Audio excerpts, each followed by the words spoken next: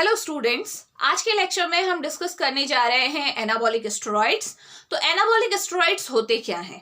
ये क्या है? आपके सिंथेटिक एंड्रोजन है, ठीक है, जो कि नेचुरल जो एंड्रोजन है, नेचुरल जो टेस्टोस्टेरोन है, उससे डिफर करते हैं एक्टिविटी में। अब कैसे डिफर करते हैं, क्या इनमें अंतर होता है, ये हम समझने की कोशिश करेंगे।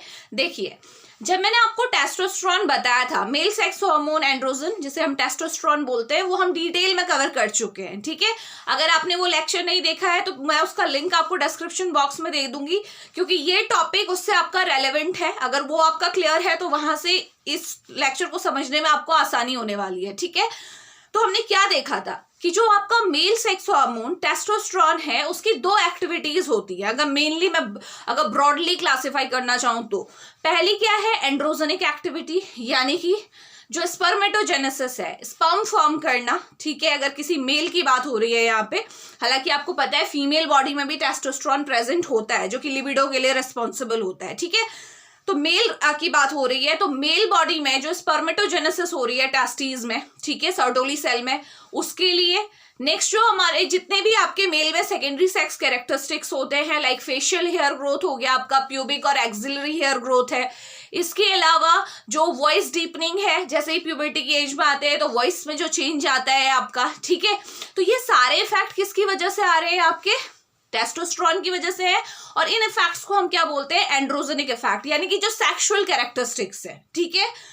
अब बात आती है कि दूसरे क्या इफेक्ट है टेस्टोस्टेरोन के, वो क्या है? Anabolic effect. एनाबॉलिक इफेक्ट मतलब मसल्स को पंप अप करना, यानी कि हमें पता है कि जो हमारा एंड्रोजन है उसकी एक्टिविटी हमने देखी थी कि ये बॉडी में जो नाइट्रोजन है, मिनरल्स है, ठीक है, प्रोटीन है, उसको क्या करता है? मसल में स्टोर करके रखता है। तो मसल्स में क्या करेगा? उसको आपका स्टोर करेगा। और आप जानते हो कि ये मसल बिल्डिंग के लिए कितना जरूरी है, ठीक है। तो मसल मास को इंक्रीज करना, ये भी आपका क्या है? एंड्रोजन का इफेक्ट है, ठीक है। इसीलिए जो मेल में मस्कुलाइजेशन होता है वो किसकी वजह से है? ड्यू टू टेस्टोस्टेरोन और एंड्रोजन, ठीक है। तो ये आपके एनाबॉलिक एक्टिविटी है। तो होता क्या है, जो नेचुरल हमारी बॉडी में, जो आपका एक मेल बॉडी में टेस्टोस्टेरोन होता है, अगर आप उसमें एनाबॉलिक और एंड्रोजेनिक एक्टिविटी दोनों का रेशियो देखेंगे तो वो क्या होता है? आपका 1, ठीक है। चलिए करते हैं। अगर आप रेशियो देखिए, एनाबॉलिक यानी कि जो मसल बिल्डिंग एक्टिविटी है, एनाबॉलिक एक्टिविटी, और एंड्रोजेनिक, एंड्रोजेनिक मतलब जितनी भी सेक्सुअल कैरेक्टरिस्टिक्स हैं, इन दोनों एक्टिविटीज का रेशियो क्या आएगा? आपका 1। इन केस ऑफ किसकी बात हो रही है? ये हमारी नेचुरल टेस्टोस्टेरोन की बात हो रही है, ठीक हो गया। अब बात ये आती है कि भाई ये एनाबॉलिक स्टेरॉइड्स, हमने बोला कि ये सिंथेटिक टेस्टोस्टेरोन है या फिर सिंथेटिक एंड्रोजन है। तो ये और इनमें और इसमें क्या डिफरेंस होता है? तो ये डिफरेंस क्या है? देखो, एनाबॉलिक स्टेरॉइड्स के केस में जो एनाबॉलिक और एंड्रोजेनिक एक्टिविटी का रेशियो है वो क्या होता है? आपका मोर देन 1 होता है, या ब्रैकेट में मैं लिख सकती हूँ 1 to 3 इसकी रेंज रहेगी आपकी। और ये हम किसकी बात कर रहे हैं? ये बात कर रहे हैं हम एनाबॉलिक स्टेरॉइड्स की। तो आप खुद सोचिए, जो नेचुरल टेस्टोस्टेरोन है उसमें ये दोनों एक्टिविटी का रेशियो क्या है? 1 है, यानी कि जितना आपका वो मसल बिल्डिंग जितना एक्टिविटी शो करती है उतना ही वो सेक्सुअल जो कैरेक्टरिस्टिक्स है उसको भी शो करती है। लेकिन एनाबॉलिक स्टेरॉइड्स की एक खासियत है, वो खासियत क्या है कि इनका जो एनाबॉलिक इफेक्ट होता है, जो एनाबॉलिक एक्टिविटी होती है वो तो ज्यादा होती है लेकिन एंड्रोजेनिक एक्टिविटी कम होती है। इसीलिए रेशियो क्या आएगा आपका? मोर देन 1, और रेंज क्या है? 1 to 3। तो डिफरेंस समझ में आ रहा है, ठीक है। टेस्टोस्टेरोन क्या है? सेक्सुअल डिसफंक्शनिंग के लिए यूज कर रहे हैं। अगर किसी की बॉडी में टेस्टोस्टेरोन प्रॉपर नहीं बन रहा है किसी भी रीजन की वजह से, तो हम क्या करेंगे? नेचुरल टेस्टोस्टेरोन दे सकते हैं, ठीक है। वैसे तो मैंने आपको पहले भी बताया कि इसके बहुत सारे डेरिवेटिव हैं अवेलेबल, लेकिन अगर क्या है, जो मसल बिल्डिंग के लिए अगर कोई यूज कर रहा है, लाइक अगर आप देखते होंगे जिम में लोग इसे यूज करते हैं। अगर कोई एथलीट है, ठीक है, जिसे क्या करना है? किसी कंपटीशन में पार्टिसिपेट करना है, तो स्टार्टिंग से ही वो अपनी मसल्स को बिल्ड करने के लिए एनाबॉलिक स्टेरॉइड्स को यूज कर रहा है, ठीक है। हालांकि इसके अलावा बहुत दूसरे ऑप्शंस भी अवेलेबल हैं, ठीक है। ये वैसे भी इसका यूज जो होता है आपका एथलीट्स के थ्रू, वो आपका लीगली नहीं है, आपका अप्रूव नहीं है। इसको इसीलिए इसे डोप टेस्ट की कैटेगरी में भी डाला जाता है। यानी कि अगर किसी भी एथलीट ने किसी कंपटीशन में पार्टिसिपेट करना है तो उससे पहले जो डोप टेस्ट होता है उसमें एनाबॉलिक स्टेरॉइड्स का लेवल भी चेक किया जाता है। अगर किसी की बॉडी में इसके ट्रेसेस मिलते हैं तो फिर उसे रिजेक्ट कर दिया जाता है। ओके, तो ये बात आपको ध्यान में रखनी है कि लीगली एक्सेप्टेबल नहीं है बट लोग यूज करते हैं। हालांकि ये पूरी जो आपकी ये फ्रेटर्निटी है, फिटनेस फ्रेटर्निटी, ये उनका आपका क्या है, आई थिंक उनको इस चीज का ध्यान रखना चाहिए कि उनके पास जो भी लोग ट्रेनिंग के लिए आ रहे हैं उनको इस चीज के बारे में बताएं कि एनाबॉलिक स्टेरॉइड्स, हाँ बहुत से लोग जिद भी करते हैं भैया हमें बॉडी बनानी है तो भैया आप दीजिए, लेकिन ये उनकी रेस्पॉन्सिबिलिटी है कि उन्हें बताना कि इस चीज की वजह से आपको क्या क्या प्रॉब्लम्स फेस करनी पड़ सकती है। ठीक है, लॉन्ग रन के लिए वो मैं सारी प्रॉब्लम्स यहाँ पे डिस्कस करूंगी अभी वन बाय वन, और फिर आप खुद सोच सकते हैं कि एनाबॉलिक स्टेरॉइड्स लेना किस हद तक सही है। ठीक हो गया।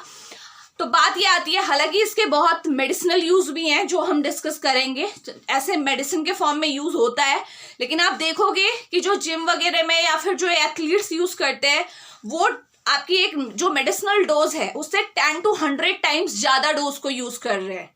समझ में आ रहा है? तो आप जब डोज ज्यादा ले रहे हो तो इसका मतलब क्या होगा, जो बेनिफिशियल इफेक्ट है वो क्या हो गए, बिल्कुल खत्म हो गए। आप मेडिसिनल डोज ले रहे हो, जब किसी को कोई बीमारी होती है तो ऑब्वियसली हमें देनी पड़ती है मेडिसिन। ओके, हमें पता है इसके साइड इफेक्ट भी हैं, ये हाँ सबको पता है कि कोई भी मेडिसिन है तो उसके साथ साइड इफेक्ट, एडवर्स इफेक्ट होते ही होते हैं, तो वहां पे देना बनता है क्योंकि वहां पे आप एक डिजीज के साथ ट्रीट कर रहे हो, ठीक है, डील कर रहे हो बेसिकली। लेकिन अगर आपको पता है कि पर्सन बिल्कुल फिट है, वो केवल मसल बिल्डिंग के लिए एनाबॉलिक स्टेरॉइड्स को यूज कर रहा है, that too in high dose, ठीक है, तो आपको इस बात का दिमाग लगाना चाहिए कि साइड इफेक्ट कितने ज्यादा खतरनाक हो सकते हैं। ठीक है, सारे साइड इफेक्ट हम देखेंगे। तो बात ये समझ में आया, ठीक है। एनाबॉलिक स्टेरॉइड्स जो है उनमें क्या होता है, आपका एंड्रोजेनिक एक्टिविटी कम होती है, एनाबॉलिक एक्टिविटी ज्यादा होती है, बट एंड्रोजेनिक एक्टिविटी होती तो है ना, सिंथेटिक एंड्रोजन ही तो है ये। तो यानी कि अभी देखो इसकी वजह से क्या नुकसान होने वाला है, पूरा मैकेनिज्म समझते हैं। ठीक है, क्या होगा, तो देखो सबसे पहली बात, जब आप बाहर से, ठीक है, बीमारी के केस में अगर आप मेडिसिन दे रहे हो बात अलग है। अभी हम देखेंगे कौन कौन सी ऐसी कंडीशन है जहां पे हमें एनाबॉलिक स्टेरॉइड्स देने चाहिए। ठीक है, लेकिन अगर किसी हेल्दी इंडिविजुअल को केवल आप मसल बिल्डिंग के पर्पज से दे रहे हैं तो क्या क्या आपको साइड इफेक्ट फेस करने पड़ेंगे ये भी आप देख लीजिए। तो अभी मैंने आपको जब पिछले लेक्चर में बताया था एंड्रोजन हमने डिटेल में देखा था, तो एक बार हम इस चीज को समझ लेते हैं कि बॉडी में नेचुरली टेस्टोस्टेरोन कैसे प्रोड्यूस होता है। डिटेल में उस लेक्चर में हमने किया हुआ है, ठीक है। अभी फिलहाल मैं बिल्कुल शॉर्ट में आपको बताऊंगी। तो होता क्या है, देखो मैंने आपको बताया था कि ये हमारा हाइपोथैलेमस है, ये हमारी क्या है, पिट्यूटरी है, ठीक है, ये हाइपोथैलेमस है। क्योंकि मुझे एंटीरियर पिट्यूटरी से मतलब है तो मैं एपी लिख देती हूँ, एंटीरियर पिट्यूटरी। आपको पता है पिट्यूटरी ग्लैंड में आपके दो लोब होते हैं, आपके एंटीरियर एंड पोस्टीरियर वन। तो होता क्या है, देखो जब भी हमारी बॉडी में टेस्टोस्टेरोन का, एक मेल बॉडी की बात कर रही हूं मैं, ठीक है, जब भी टेस्टोस्टेरोन का लेवल कम होता है तो होता क्या है, देखो एकदम से हाइपोथैलेमस को मैसेज मिलता है। हाइपोथैलेमस को क्या मैसेज मिला कि भाई जो ब्लड सर्कुलेशन है, सपोज ये सर्कुलेशन है, इसमें टेस्टोस्टेरोन का लेवल कम है, एफएसएच फॉलिकल स्टिमुलेटिंग हार्मोन का लेवल कम है, एलएच का लेवल कम है।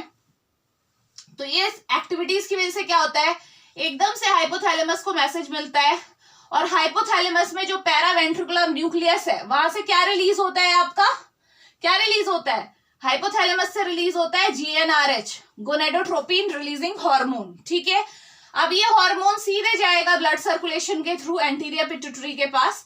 एंटीरियर पिट्यूटरी में स्पेसिफिक सेल्स हैं जिनको क्या बोलते हैं हम, गोनेडोट्रोप्स। और जैसे ही ये जीएनआरएच इन गोनेडोट्रोप्स में प्रेजेंट अपने रिसेप्टर से बाइंड होता है तो एंटीरियर पिट्यूटरी से क्या रिलीज हो जाता है, आपका एफएसएच और एलएच, ये दोनों ही रिलीज हो जाते हैं। यही बताया था मैंने आपको, ठीक है।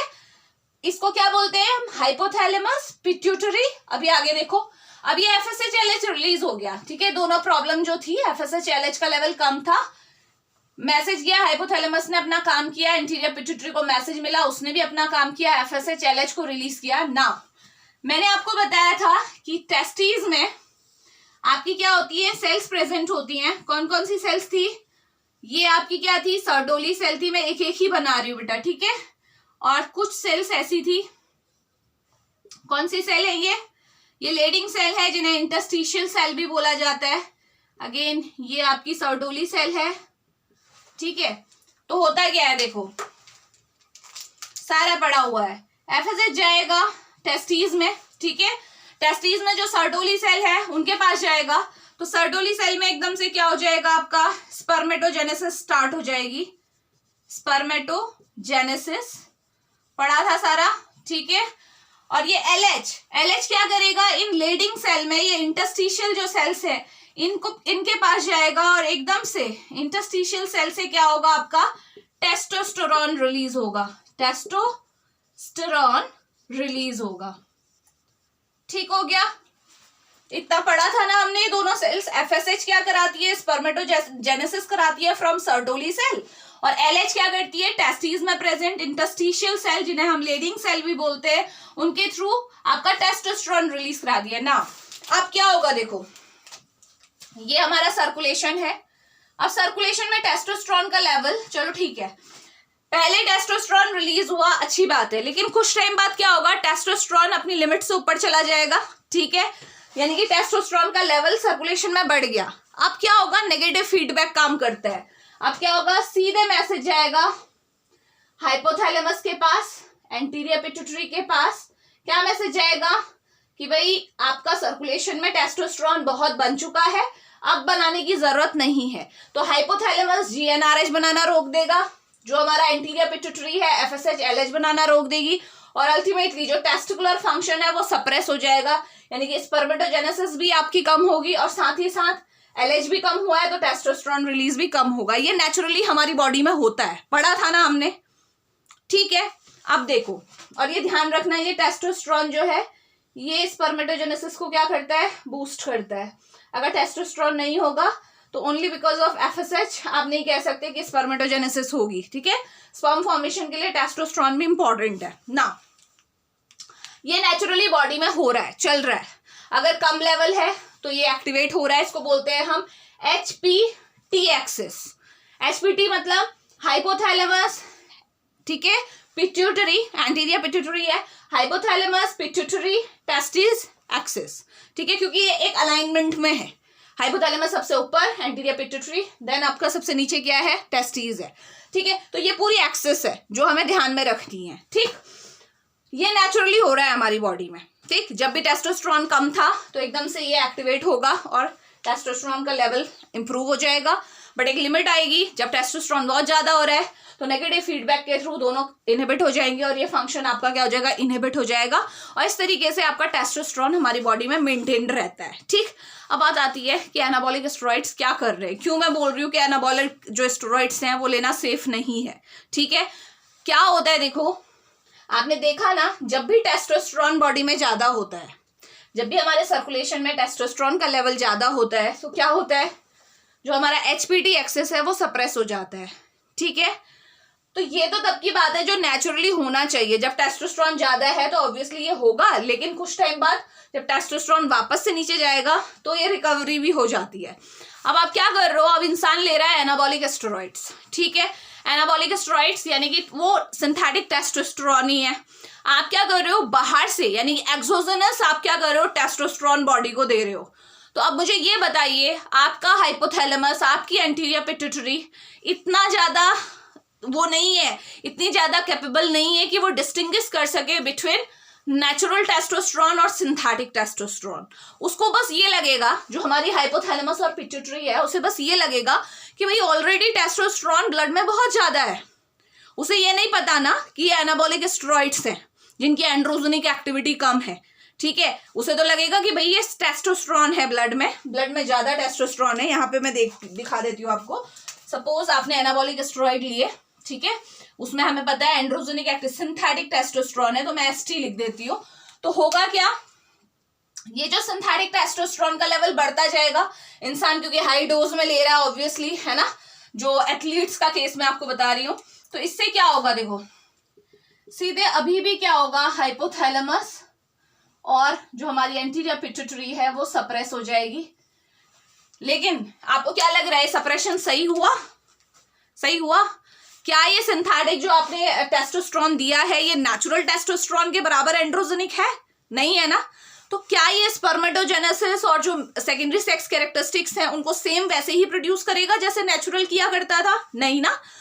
तो इससे क्या हुआ, इससे क्या हुआ, आपने सिंथेटिक, आपने बाहर से एक्सोजेनस जो आपने एनाबॉलिक स्टेरॉइड लिए यानी कि सिंथेटिक टेस्टोस्टेरोन लिए, उसने जो नेचुरल आपका टेस्टोस्टेरोन प्रोडक्शन था उसे क्या कर दिया, ब्लॉक कर दिया, सप्रेस कर दिया। अब क्या प्रॉब्लम आएंगी, क्या प्रॉब्लम आएंगी, टेस्टोस्टेरोन के जो फंक्शन है वो आपका एनाबॉलिक स्टेरॉइड पूरा परफॉर्म नहीं कर सकता। मैंने बताया ना रेशियो क्या है, एंड्रोजेनिक और एनाबॉलिक रेशियो पढ़ा ना अभी, ठीक है। एनाबॉलिक एक्टिविटी ज्यादा है, एंड्रोजेनिक बहुत कम है, तो वो एक्टिविटी वो परफॉर्म नहीं कर पाएगा। तो आपको लग रहा है स्पर्मेटोजेनेसिस वैसे ही हुआ करेगी जैसे नेचुरल टेस्टोस्टेरोन की वजह से होती थी। ये टेस्टोस्टेरोन जो नेचुरल था वो हमारा स्पर्मेटोजेनेसिस करता था, हेल्प करता था। क्या वो नेचुरल होगा? नहीं होगा ना। साथ ही साथ जो सेकेंडरी सेक्स कैरेक्टरिस्टिक है जो इस टेस्टोस्टेरोन की वजह से आते थे, क्या वो सारे प्रोड्यूस हो पाएंगे सेम उसी तरीके से? नहीं। तो क्या क्या प्रॉब्लम आएगी? सबसे पहली बात तो आप दिमाग में रखोगे कि जो आप एनाबॉलिक स्टेरॉइड्स ले रहे हो, क्योंकि वो सिंथेटिक टेस्टोस्टेरोन है, नो डाउट हमारा सिस्टम कंफ्यूज होता है, hypothalamus anterior pituitary same inhibit हो जाएगी, सप्रेस हो जाएगी, तो पूरा एक्सेस आपका सप्रेस होने वाला है। तो जो टेस्टोस्टेरोन, जो नेचुरल टेस्टोस्टेरोन है उसका प्रोडक्शन आपका बंद हो जाएगा। अब वो सिंथेटिक जो टेस्टोस्टेरोन है वो नेचुरल की तरह अपना इफेक्ट प्रोड्यूस कर नहीं सकता। तो इसीलिए जितने भी आपके कैरेक्टरिस्टिक्स हैं, चाहे वो आपका स्पर्मेटोजेनेसिस हो, चाहे वो सेक्स डिजायर हो, चाहे आपका जो मैंने आपको बताया था जो मेल कैरेक्टरिस्टिक्स होते हैं बेसिकली, ठीक है, चाहे वो हेयर ग्रोथ है, आपका वॉइस हार्सनिंग है, ये सारी चीजें क्या होंगी, आपकी अफेक्ट होंगी। समझ में आ रहा है? तो कितना बुरा असर पड़ रहा है इन एनाबॉलिक स्टेरॉइड का आपकी बॉडी में, समझ पा रहे हो? नेचुरल आप बाहर से ले रहे हो और नेचुरल जो बॉडी में बन रहा है वो सप्रेस हो गया, और ये आप नहीं चाहते। ठीक हो गया? ये तो था ये पार्ट कि भाई एंड्रोजेनिक एक्टिविटी में क्या फर्क पड़ रहा है, ठीक है, क्योंकि हमें पता है एनाबॉलिक स्टेरॉइड्स में एंड्रोजेनिक एक्टिविटी बहुत कम होती है, ठीक है, तो सारे फंक्शन आपके अफेक्ट होने वाले हैं। ठीक, अब बात ये आती है कि जो एनाबॉलिक एक्टिविटी है, एनाबॉलिक मैं पहले भी बता चुकी हूँ कि जो हमारा नेचुरल जो टेस्टोस्टेरोन है वो भी एनाबॉलिक एक्टिविटी शो करता है, ठीक है। उसमें आपका क्या होता है, बेसिकली हम क्या बोलते हैं कि जो बॉडी में जो हमारा नाइट्रोजन है, जो मिनरल्स हैं, वो क्या रहते हैं, हमारे मसल्स में स्टोर्ड रहते हैं, ठीक है, उनका अपटेक ज्यादा होने लगता है मसल्स में, इसीलिए मसल्स क्या हो जाती हैं, हमारी पंप अप हो जाती हैं, ठीक है, मसल बिल्डिंग के लिए, इसलिए इसे यूज कर रहे हैं। ठीक, तो हमें दिमाग में क्या रखना है कि केवल हम एनाबॉलिक एक्टिविटी की वजह से, केवल एनाबॉलिक एक्टिविटी की वजह से हम इस चीज को इग्नोर नहीं कर सकते कि जो एनाबॉलिक स्टेरॉइड्स हैं उनमें एंड्रोजेनिक एक्टिविटी भी है, चाहे वो कम है, जो कि हमारी नेचुरल सिस्टम के साथ क्या कर रही है, इंटरफेयर कर रही है। समझ में आ गया? तो अब देखते हैं कि इसके यूज क्या होते हैं। ये तो मैंने केवल आपको ये बता दिया कि भाई एग्जैक्टली बॉडी में कितनी बड़ी प्रॉब्लम इससे क्रिएट हो सकती है, ठीक है। तो अब हम देख लेते हैं, चलिए इसके साथ एक काम करती हूँ, मैं सारी प्रॉब्लम्स यहीं पे डिस्कस कर लेते हैं, देन यूजेस में आ जाएंगे। ठीक हो गया? तो चलिए, तो साइड इफेक्ट देख लेते हैं एनाबॉलिक स्टेरॉइड्स को लेने की वजह से। अच्छा, एनाबॉलिक स्टेरॉइड्स की कैटेगरी में कौन कौन सी ड्रग आती है ये भी हम मेंशन कर लेते हैं। नेंड्रोलॉन, ऑक्सीमिथोलॉन,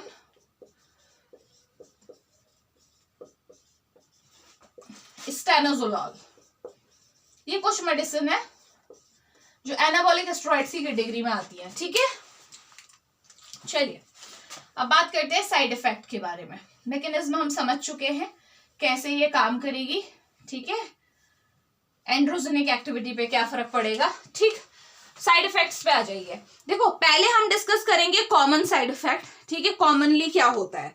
सबसे पहली बात, क्योंकि आप बाहर से टेस्टोस्टेरोन दे रहे हो, देखो इससे दोनों टाइप के हम साइड इफेक्ट को देखेंगे, क्योंकि एकदम से जब तुम दोगे तो एकदम से टेस्टोस्टेरोन का लेवल बॉडी में बढ़ेगा। पहले क्या होगा, टेस्टोस्टेरोन का लेवल बढ़ेगा, फिर कुछ टाइम बाद ही सप्रेशन आएगा। ठीक है, तो हम वो साइड इफेक्ट भी आने वाले हैं जो टेस्टोस्टेरोन के ज्यादा होने की वजह से होते हैं, और फिर आपको अल्टीमेटली जो लास्ट में साइड इफेक्ट देखने को मिलेंगे वो साइड इफेक्ट भी होंगे जो कम लेवल की वजह से होते हैं। समझ रहे हैं ना बात को?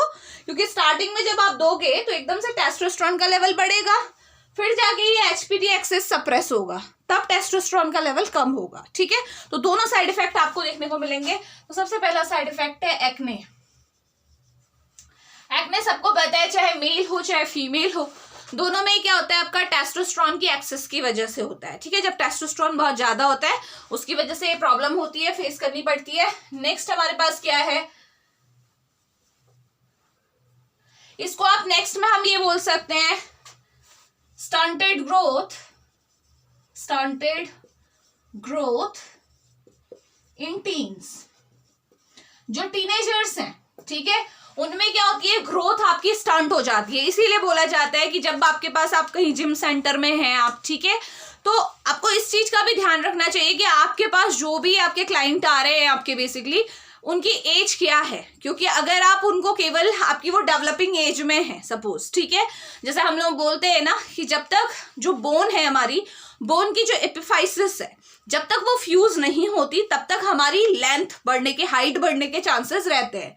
ठीक है, ज्यादातर केसेस में ये एज ज्यादा से ज्यादा हो सकती है 21, 22 की एज तक हमारी हाइट बढ़ती है। ठीक है, क्योंकि वो एपिफाइसियल फ्यूजन पे डिपेंड करता है। जिस टाइम पे हमारी बोन की एपिफाइसिस फ्यूज हो जाती है तो अब ग्रोथ होनी क्या हो जाएगी, आपकी बंद हो जाएगी। ये नेचुरली हमारी बॉडी में होता है, और वो बोन ग्रोथ के लिए टेस्टोस्टेरोन इस चीज में हेल्प करता है, अगर मेल की मैं बात करूं। ठीक है, अब हुआ क्या, आपने ऐसे बच्चों को जो टीनेज में थे उन्हें आपने एनाबॉलिक स्टेरॉइड्स दे दिया, तो उसकी वजह से क्या होगा, फाइनली जो टेस्टोस्टेरोन, नेचुरल प्रोडक्शन जो टेस्टोस्टेरोन का है वो क्या हो जाएगा, कम हो जाएगा।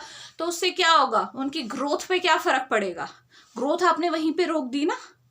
इसीलिए अगर आप जिम में भी जा रहे हैं तो वहां पे भी ये बोला जाता है कि एक एज होती है, उसके बाद आप कर रहे हो तो आपकी ग्रोथ पे एज सच आपका इतना फर्क नहीं आएगा। लेकिन जो आपकी एक ग्रोइंग एज होती है उस टाइम पे आपने क्या करना है, ये एनाबॉलिक स्टेरॉइड्स अगर आप दे रहे हो किसी को तो वो क्या करेगा, उसकी नेचुरल ग्रोथ को भी सप्रेस कर देगा। क्योंकि देखा आपने कैसे टेस्टोस्टेरोन नेचुरल सप्रेस हो रहा है, और यही टेस्टोस्टेरोन क्या करने वाला था, ग्रोथ में हेल्प करने वाला था। ठीक है, आपने उसी को सप्रेस कर दिया एनाबॉलिक स्टेरॉइड देके। तो ये आपको ध्यान में रखना है, स्पेशली ये टीन्स में देखने को मिलेगा, क्योंकि वही हमारी मेन ग्रोइंग एज होती है जब किसी की हाइट बढ़ती है बेसिकली। ठीक है, तो ये आपका सेकेंड आपका साइड इफेक्ट है। नेक्स्ट देखो, कार्डियोवास्कुलर सिस्टम पे क्या इफेक्ट पड़ता है एनाबॉलिक स्टेरॉइड का। इसकी वजह से वैसोकॉन्स्ट्रिक्शन होता है, जिसकी वजह से ब्लड प्रेशर बढ़ जाता है, ध्यान रखिएगा। तो जब भी आप एनाबॉलिक स्टेरॉइड ले रहे हो उसकी वजह से इफेक्ट क्या देखने को मिलेगा, बीपी बढ़ जाएगा। नेक्स्ट, ये बीपी बढ़ने की वजह से, और एक और इफेक्ट मैंने आपके साथ डिस्कस किया था टेस्टोस्टेरोन का, क्या बोला था मैंने, टेस्टोस्टेरोन ज्यादा होने की वजह से क्या होता है बॉडी में, सोडियम वाटर रिटेंशन होता है। ठीक है, सोडियम वाटर रिटेंशन मतलब ब्लड वॉल्यूम बढ़ रहा है, ब्लड का वॉल्यूम बढ़ेगा तो बीपी बढ़ेगा। एक तो ये भी आपका यहाँ से आप कोरिलेट कर सकते हो कि ब्लड प्रेशर बढ़ा, साथ ही साथ आपके हार्ट पे भी तो लोड पड़ेगा, क्योंकि अगर ज्यादा ब्लड हार्ट के पास आ रहा है तो ऑब्वियसली उसे पंप भी ज्यादा करना पड़ेगा। ठीक है, तो हार्ट पे लोड बढ़ रहा है, इसी वजह से जो चांसेस ऑफ हार्ट अटैक हैं वो भी बढ़ जाते हैं। समझने की कोशिश करेंगे, ठीक है, हार्ट अटैक के चांसेस भी क्या है, बढ़ जाते हैं। समझ में आया, ब्लड प्रेशर बढ़ने की वजह से क्यों बढ़ा, क्योंकि एंड्रोजन जो होता है हमारा, टेस्टोस्टेरोन होता है, वो क्या करता है, सोडियम वाटर रिटेंशन। ठीक है,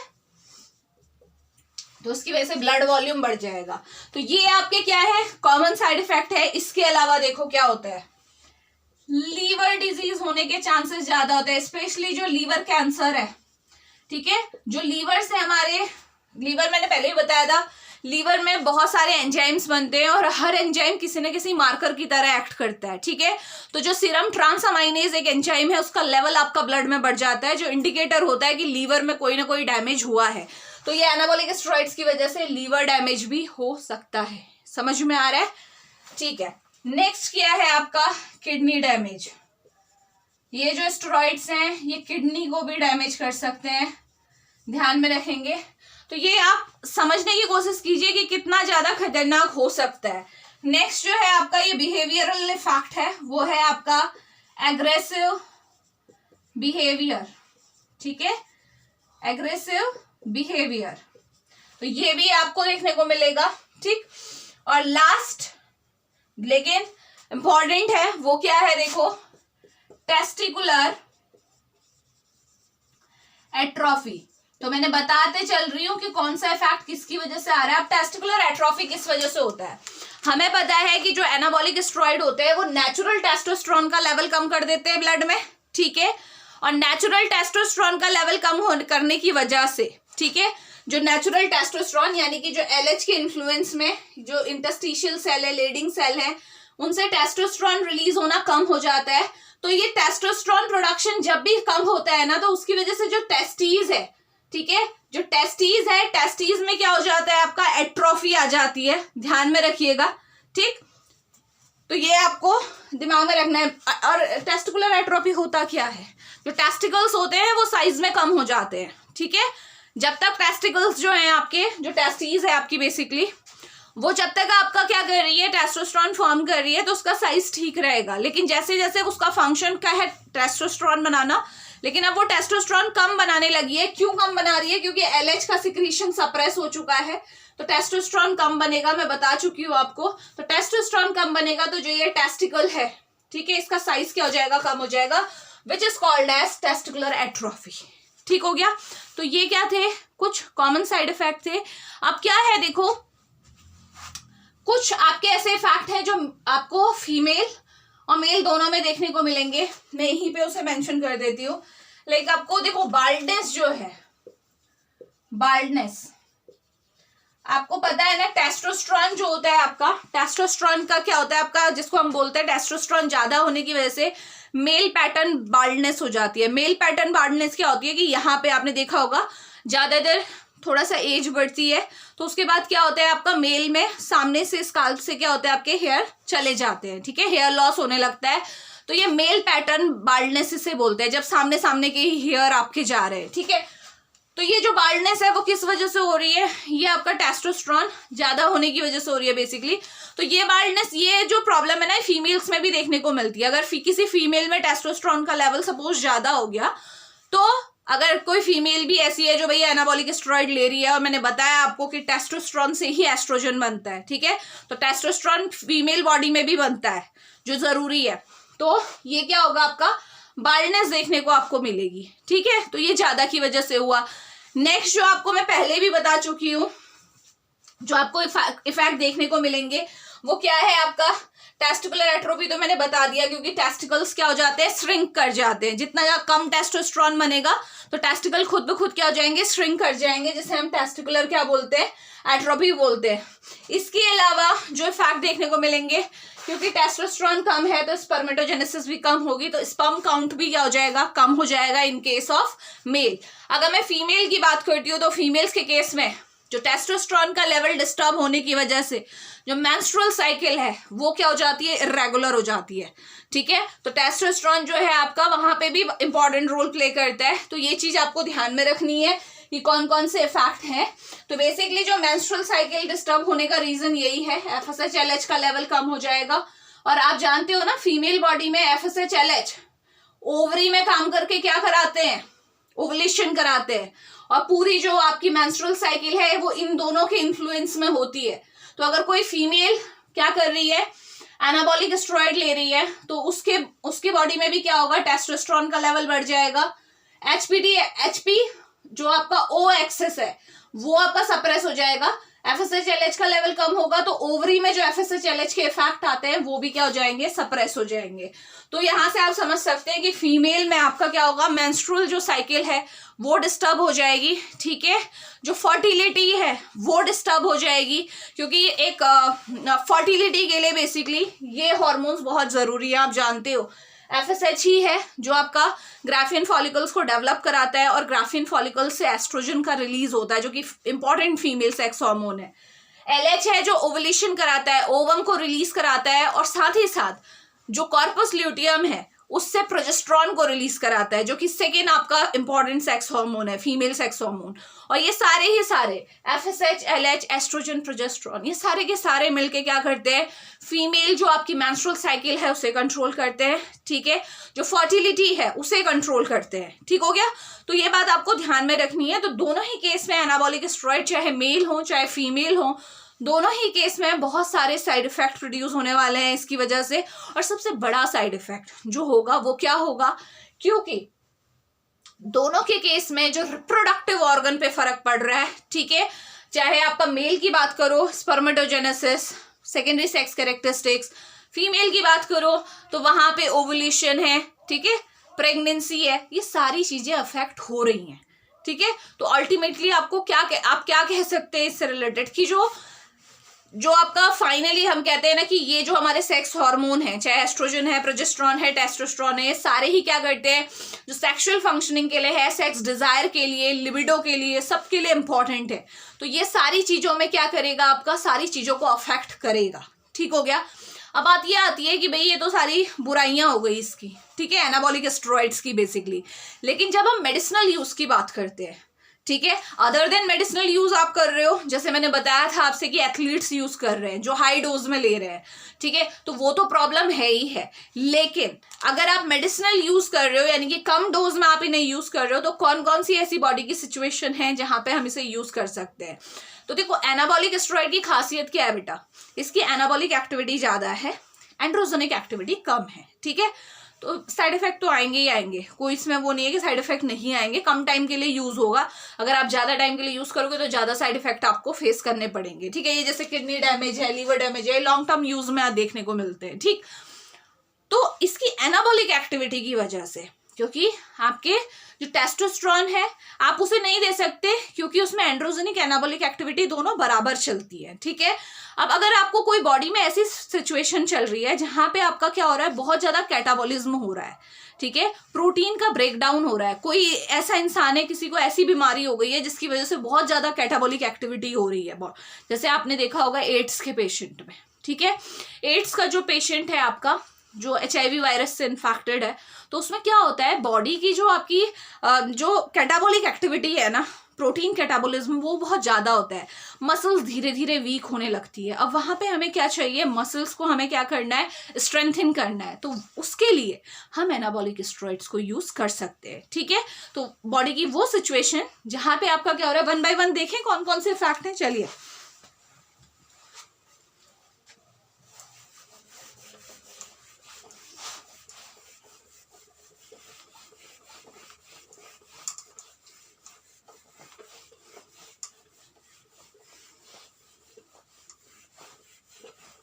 चलिए, तो सबसे पहला यूजेस में आ जाते हैं, कहाँ कहाँ हम इसे मेडिसिनली यूज कर सकते हैं, ठीक है। तो हम किस में कर सकते हैं, ऐसी कोई भी डिजीज जिसमें क्या हो रही है, कैटाबॉलिक कप की कंडीशन आपकी डोमिनेट कर रही है, ठीक है, catabolic activity to decrease catabolic activity, ठीक है। लाइक आप बोल सकते हो in case of AIDS patient, अगर आपको कैटाबॉलिक एक्टिविटी को कम करना है, क्योंकि आपको पता है एनाबॉलिक स्टेरॉइड मतलब ये एनाबॉलिज्म करेंगे, प्रोटीन को क्या करते हैं, ये मसल बिल्डिंग में हेल्प करते हैं ना। तो कैटाबॉलिक एक्टिविटी की वजह से क्या हो रहा है, इंसान की मसल्स वीक होते जा रही है, मसल्स लगातार टूट रही है। तो कैटाबॉलिक एक्टिविटी को बढ़ाने के लिए हम क्या कर सकते, कैटाबॉलिक एक्टिविटी को कम करने के लिए हम एनाबॉलिक स्टेरॉइड्स को यूज कर सकते हैं, पहला यूज, ठीक है। सेकेंड यूज, मैंने आपको बताया था कि जो हमारे बेसिकली ये जो स्टेरॉइड्स हैं ये क्या करते हैं आपके, अगर, क्योंकि इनमें क्या है, एंड्रोजेनिक एक्टिविटी भी है, ठीक है, एनाबॉलिक तो है, एनाबॉलिक की वजह से ये इस कंडीशन में हमने यूज किया। अगर हमें ये चाहिए कि एंड्रोजेनिक एक्टिविटी हमें इंड्यूस करानी है, सपोज कोई बच्चा ऐसा है जिसमें ग्रोथ नहीं हो रही है, ठीक है, जो प्यूबर्टी में आने के बाद जो ग्रोथ होती है बेसिकली वो अगर नहीं हो रही है, तो इनके उस केस में हम नेचुरल टेस्टोस्टेरोन को असिस्ट करने के लिए एनाबॉलिक स्टेरॉइड्स को दे सकते हैं। सपोज अगर किसी की बॉडी में नेचुरली इतना नहीं बन रहा है, तो बाहर से अगर आपको देना है तो आप एनाबॉलिक स्टेरॉइड्स को दे सकते हो। तो आप लिख सकते हो, नेक्स्ट किया है आपका, to treat delayed puberty puberty in man, ठीक है। अगर किसी भी मेल में आपका अगर प्यूबर्टी डिले हो रही है, ठीक है, जो प्यूबर्टल ग्रोथ होती है अगर वो डिले हो रही है, आपको सिम्टम्स नहीं लग रहे हैं आते हुए, तो तब उस केस में आप असिस्ट करने के लिए इसे यूज कर सकते हो। नेक्स्ट मैंने आपको एक फैक्ट बताया था कि जो टेस्टोस्टेरोन होता है वो इरेथ्रोपोइसिस भी करता है, आरबीसी फॉर्मेशन में हमारी हेल्प करता है, क्योंकि ये वीक एंड्रोजन है, ठीक है। तो और साइड इफेक्ट थोड़े कम आएंगे इनकी वजह से। तो ये इरेथ्रोपोइसिस के लिए हम किस में यूज करते हैं, टू ट्रीट अनीमिया। अगर किसी को अनीमिया है तो वहां पे हम इसे यूज कर सकते हैं, ठीक है, अनीमिया के ट्रीटमेंट में, क्योंकि हमें पता है कि जो टेस्टोस्टेरोन होता है उसकी वजह से क्या होता है, आरबीसी प्रोडक्शन बढ़ जाता है, इरेथ्रोपोइसिस होती है, तो ये वहां पे हमारे लिए बेनिफिशियल होगा, ठीक है। ज्यादा एंड्रोजेनिक एक्टिविटी नहीं है तो इसलिए ज्यादा दिक्कत नहीं आने वाली है, नेचुरल सिस्टम के साथ छेड़छाड़ नहीं होगी ज्यादा। तो ये थर्ड इसका यूज था। नेक्स्ट हमारा इसका यूज किया है आपका, अगेन मैंने बताया था आपको कि टेस्टोस्टेरोन कैसे हमारी बोन्स को भी स्ट्रेंथन करने में हमारी हेल्प करता है, ठीक है। कितना इंपॉर्टेंट है टेस्टोस्टेरोन बोन्स को, ये क्या करता है आपका टेस्टोस्टेरोन एपिफाइसिस को टाइम से पहले फ्यूज नहीं होने देता है, ठीक है। अगर किसी के मेल की बॉडी में टेस्टोस्टेरोन कम बन रहा है तो क्या होता है आपका, टाइम से पहले ही उसकी एपिफाइसिस फ्यूज हो जाती है और जो बॉडी की जो आपकी ग्रोथ होनी चाहिए थी वो नहीं हो पाती है, हाइट नहीं बढ़ पाती है। तो साथ ही साथ तो इसीलिए इसे ऑस्टियोपोरोसिस के ट्रीटमेंट में भी यूज करते हैं, क्योंकि ये बोन को स्ट्रेंथ, बोन मिनरलाइजेशन करता है, ध्यान रखिएगा, ठीक है। टेस्टोस्टेरोन का एक और फैक्ट है कि ये बोन मिनरलाइजेशन करता है, तो इसलिए हम एनाबॉलिक स्टेरॉइड को इसकी एंड्रोजेनिक एक्टिविटी की वजह से हम एंड्रोजेनिक नहीं, जो इसकी एनाबॉलिक एक्टिविटी है उसकी वजह से हम क्या कर सकते हैं, ऑस्टियोपोरोसिस के ट्रीटमेंट में यूज कर सकते हैं। ऑस्टियोपोरोसिस सबको पता है ना, बोन्स का डीमिनरलाइजेशन होने लगता है, ठीक है, बोन टूटने लगती है, बेसिकली रिजॉर्प्टिव जो इफेक्ट है वो बढ़ जाता है आपका, ऑस्टियोक्लास्टिक एक्टिविटी।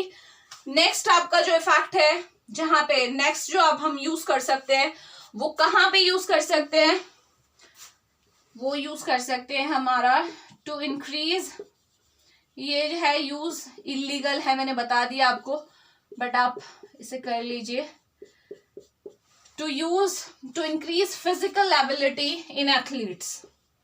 जो एथलीट्स होते हैं वो अपनी फिजिकल एबिलिटी को बढ़ाने के लिए इसे यूज करते हैं, क्योंकि ये कहीं ना कहीं क्या करेगा, मसल्स को पंप अप करने में हेल्प करता है। और मैंने पहले ही आपसे बोल दिया है कि इसे कंसिडर किया जाता है एज ए अब्यूज, ठीक है, कि आप किसी चीज को क्या कर रहे हो, अब्यूज पर्पस के लिए यूज कर रहे हो, जो मेडिसिनल यूज है वो तो है नहीं, ठीक है, इसीलिए इसे डोप टेस्ट में भी इंक्लूड किया जाता है।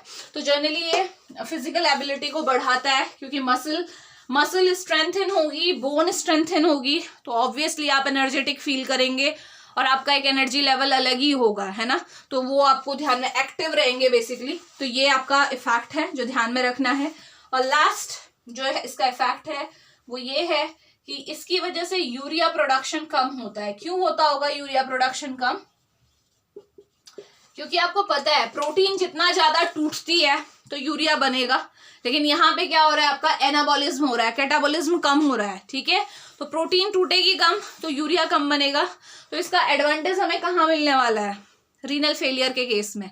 अगर किसी का किडनी फेल हो चुकी है तो आपको पता है किडनी फेलियर के केस में एक तो है किडनी ट्रांसप्लांट करा लो, और जब तक नहीं कराते हो तो डायलिसिस कराओ, ब्लड को बार बार क्या करना पड़ता है, फिल्टर करना पड़ता है।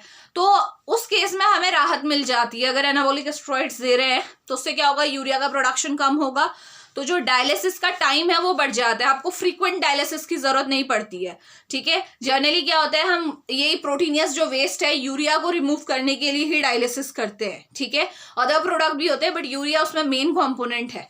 तो अगर यूरिया का प्रोडक्शन कम हो रहा है किसी भी तरीके से, तो आपको जो डायलिसिस है उसकी फ्रीक्वेंसी भी आपकी क्या हो जाएगी, कम हो जाएगी। समझ में आया कि कैसे आपका यूरिया प्रोडक्शन हेल्प कर सकता है, ठीक है, यूरिया प्रोडक्शन कम करना हमारे लिए हेल्पफुल हो सकता है। तो ये था ऑल अबाउट यूजेस, ठीक है, ध्यान में रखेंगे।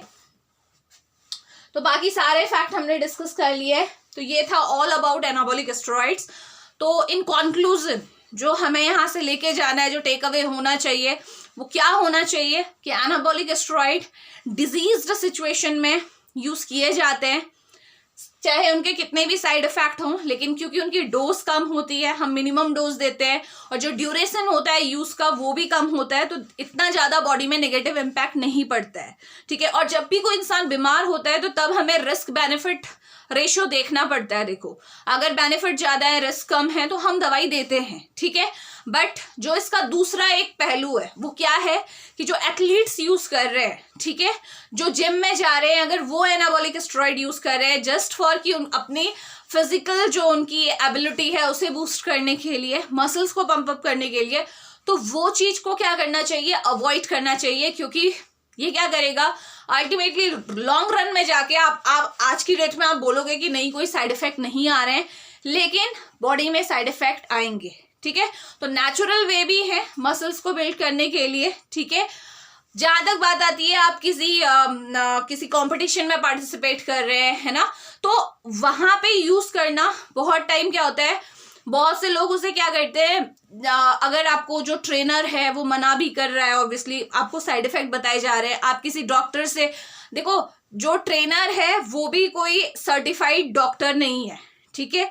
उसे ये सारी चीजें, या तो आप पहले उनको सर्टिफिकेशन देखो, ठीक है। अगर उनके पास ऐसा सर्टिफिकेट है जो प्रूफ करता है कि उन्हें इस बारे में सारी नॉलेज है और वो आपको अवेयर कर रहे हैं कि भाई ये चीजें आपको फेस करनी पड़ेगी, ठीक है। बहुत लोग होते हैं अपने करियर के लिए, बेसिकली बहुत एथलीट्स ऐसे होते हैं जिनको फर्क नहीं पड़ता और सोचते हैं कि एक बार करियर बन जाएगा तो ये साइड इफेक्ट्स के साथ हम डील कर लेंगे, ठीक है। तो ऐसे केसेस में फिर आपको क्या करना चाहिए कि जो उनके गार्जियन है उनको भी इंक्लूड करना चाहिए कि भाई आपका जो बच्चा है वो ये चीज लेने के लिए जिद कर रहा है और इसके ये साइड इफेक्ट है, ठीक है। तो ये सारी चीजें, सब चीज को देखने के बाद आपको डिसाइड करना चाहिए कि आपको एनाबॉलिक स्टेरॉइड लेना है या नहीं लेना है। आप जिस ट्रेनर के अंडर पे आप अपना प्रैक्टिस कर रहे हैं, ठीक है, आपको ये भी देखना चाहिए कि वो सर्टिफाइड है या नहीं है, उसे इन चीज़ों के बारे में नॉलेज है या नहीं है, वो आपको प्रॉपरली गाइड कर रहा है या नहीं कर रहा है, ठीक है। तो ये सारी चीज़ें हैं जो आप दिमाग में रखेंगे, और ये टॉपिक ऐसा है जो यंग जनरेशन के लिए बहुत ज़्यादा इंपॉर्टेंट है। आपको ये चीज़ सबके साथ शेयर करनी चाहिए, सो दैट लोगों को जो आपका एक होता है ना इंस्टेंट में जो आपको इफेक्ट मिल रहे हैं, उस चीज को छोड़ के वो फ्यूचर के इफेक्ट के बारे में भी दिमाग में रखें कि आज मैं ये कर रहा हूं या कर रही हूं तो नेक्स्ट टाइम जाके मेरी बॉडी में इसका क्या इम्पैक्ट पड़ने वाला है, ठीक है। तो ये था ऑल अबाउट एनाबॉलिक स्टेरॉइड। अगर इससे रिलेटेड आपको कोई भी डाउट है, कोई क्वेरी है, या कोई भी चीज ऐसी है जो हमने अभी डिस्कस नहीं की, तो आप कमेंट बॉक्स में मेंशन कीजिए। मैं ट्राई करूंगी कि आपको आपके क्वेश्चन का आंसर जरूर मिले। Thank you so much.